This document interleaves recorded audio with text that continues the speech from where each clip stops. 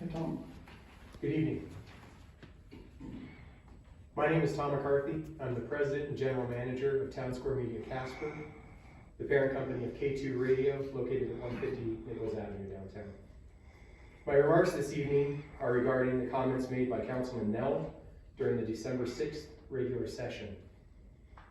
During that meeting, Mr. Nell referenced an article written, quote, a couple of years ago, and a reporter losing their job following the publication of that article.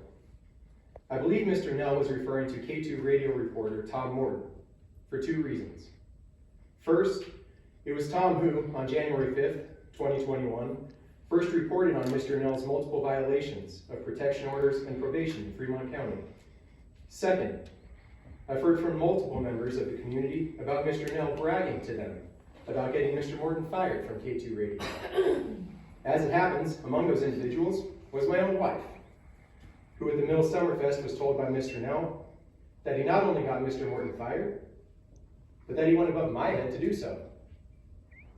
This was definitely news to me, as it is evidenced by the fact that Mr. Morton has not, in fact, ever been fired from K2 Radio, nor any other Town Square Media brand.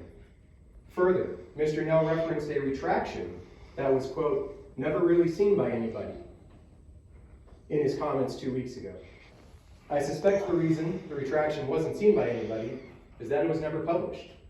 Why was it never published? Because neither Mr. Nell nor his representatives were able to produce documentation refuting any of the details in the article. So, while I may not have any means to rebuke him for his lies he tells in private, when Mr. Nell chose to make those lies a matter of public record, I'm compelled to respond in the same manner and to set the record straight. Thank you. Questions for Mr. McCarthy? Go ahead. Just for the record, the retraction that I spoke of was on the front page of the Casper Star. They gave me the voice that you wouldn't. So that's the retraction I was talking about. They printed the truth in their paper. That article that Mr. Morton wrote wasn't the truth. It was mixed. It was twisted, if you will. So for instance, just to be clear, since we're on the record, I never pled guilty to threatening to kill my ex-wife or anyone else. I pled guilty to making a phone call while there was a restraining order in place on both of us. But that phone call had nothing to do with that. That was an accusation that she let, which in divorces can be very contentious and not always truthful. So to come out with a headline saying new councilman threatened to kill his ex-wife was not only unfair, it was untrue. And that's what I've been fighting against since that article was written. Because once something hits the paper, people just believe it to be what it is. And my attorney did contact K2 Radio, and when we threatened lawsuit, we were assured that he would not be doing any more reporting on me or this council. And to this day, I've never seen an article from him, so I just assumed that to be true. I mean, a 5-second Google search would show you that Tom reports every single day for K2 Radio. Also, I would encourage you to look up the definition of retraction, as it refers to an organization retracting something that they reported. So unless the reporter that you were referring to 2 weeks ago worked at the Star Tribune, the Star Tribune could not possibly have retracted anything. All of that being said, I'm not even speaking to the substance of the article, although your quote of the headline is completely false. I'm referring to the lies that you've told about Tom Morton being fired and nothing else. Anybody else? Thanks, Tom. Thank you.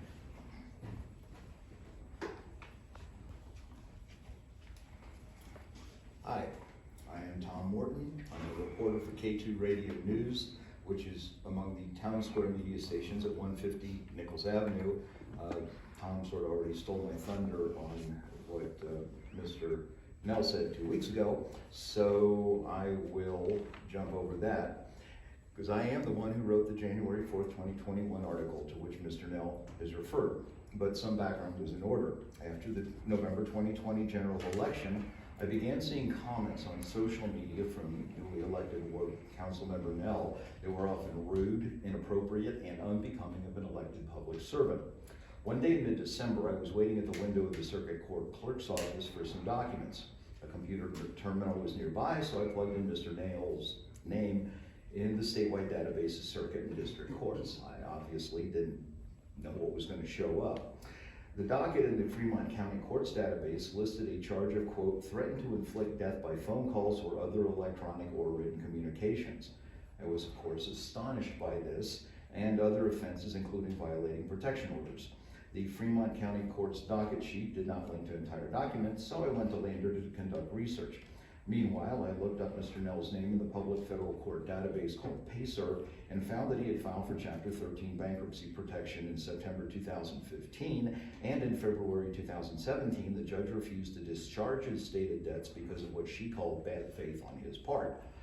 I interviewed Mr. Nell and his comments, plus public records that are in the article K2 News published 2 years ago. Mr. Nell never contacted me about the article from the time of publication to my long planned for retirement date of Friday, April 30th, 2021, nor from then to last June when Town Square asked me to come back to work for them, nor has he contacted me since. Because there was no contact or a request for a correction on a story he called 100% completely false, there was no retraction as he put it. There was nothing to retract. In his comments to the council 2 weeks ago, Mr. Nell also mentioned that I lost my job for writing the article. People have told me he's brought this subject up in my alleged dismissal. I don't remember when I first heard about this, saying, and this may have been in the last few months, but I do remember thinking, wow, how did I miss that? It first sort of bemused me like a couple of decades ago when the first CEO of my business council told people I was a defrocked priest. I'm not bemused anymore. This is not just about criminal incidents or a failed bankruptcy petition that happened 7 years ago, an article I wrote 2 years ago, Mr. Nell's performance on city council, or his failure to contact me if he believed there were problems with the 2021 article. I do not know why, and it does not matter why, Mr. Nell persists in telling people this inept fiction about the article and my supposed job loss with an easily disproven set of clumsy lies. This is about Mr. Nell's current impugning me, my coworkers, and Town Square Media. Town Square Media did not fire me. I'm still here. Thank you. Questions for Mr. Moore? Thanks, Tom. My name is Stacy Nell, formerly known as Stacy Casper, who was a divorce attorney here in Casper for over 20 years. Now, I have read the article, I've heard retractions, and I've heard a lot on social media. But let me tell you one thing. Tom can say that he went up through PACER and he looked through the records.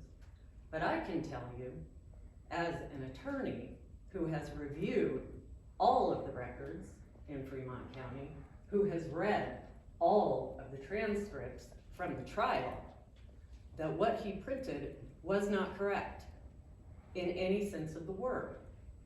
What he wrote was, frankly, for the most part, false. As Mr. Nell has said, he did make a phone call. He did not threaten to kill anybody. He did not say or plead guilty to that charge. So the information provided by Tom in the article is largely false. There is some truth in it. I'm not saying that it's a complete falsehood. There is some truth in it. But as an attorney who has done domestic law for over 20 years, I can tell you that the number of false accusations in circuit court to get a leg up in district court during a divorce action, they're common, very common. And so to hear my husband called the liar essentially here today, it is not fair. It's not fair at all. And I think the article written by Tom was not fair. And I do appreciate Town Square Media coming to his defense and saying that he was not fired. I don't know if he was fired or not. What I do know that what was printed was not correct. And so I would like this council to know that, and the entire city of Casper to know that. Thank you. Any questions? Thanks, Stacy.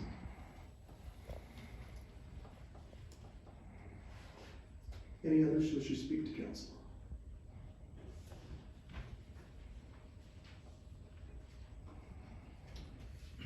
Hello, Good evening. my name is Scott Cohenkamp. I'm not here to defend anybody, I'm not here to accuse anybody. I think that as a group, I think the most important thing is that you make your own decisions and you do your own research and don't rely on other people to make them for you. I have some experience as private pilot, and one of the things that you do is do what is called a pre-flight check. And you're making sure it's the airworthiness of your aircraft before going up, okay? You don't rely on anybody else to do those pre-flight checks for you. You make sure that everything is done properly, step by step. And I would like to think of this, you guys, as the pilots of our plane. And to make sure that whatever decision you do make, and I'm not just talking about one thing, I'm talking about decisions you make in the future on every decision that you go forward with, is not just made by someone's hearsay, someone's opinion, or anything else. You make sure that you get as much empirical evidence as you can. And I encourage that. Make sound decisions, because we're your passengers. We don't have a choice. And the time to decide, hey, we have enough fuel on board, is not when it's up in the air. You know, make sure everything that you could do before any decisions are made. And I just encourage that. Any questions for Scott? Thanks, Scott. Good evening. Mayor and council people, Keith Goodenough, 333 South Tacony. And I came tonight to talk mostly about the process with your straw vote. And as it stands now, new people are elected first part of November. The straw vote is the end of November. I think it's safe to say that and for people who don't realize it, a straw vote is a non-binding vote.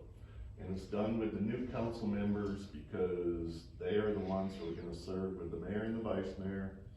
And so the official vote will be up to the start of the year.